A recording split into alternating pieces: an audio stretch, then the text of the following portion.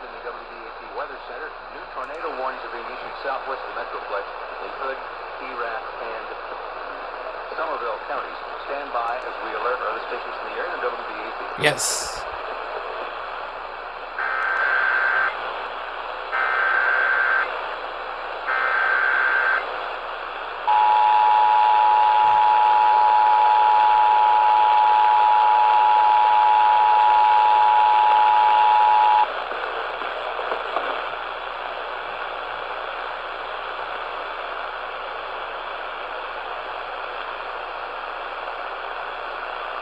Where's the audio? For eastern Erath County and southwestern Hood County until 8:45. A severe thunderstorm capable of producing a tornado located near Hyco, moving northeast at 35 miles per hour, affecting you on Highway 67. Once again, the tornado warning is underway for Somerville, eastern Erath, and southwestern Hood counties until 8:45. A severe storm capable of producing a tornado down near Hyco, moving to the northeast at 35 miles per hour.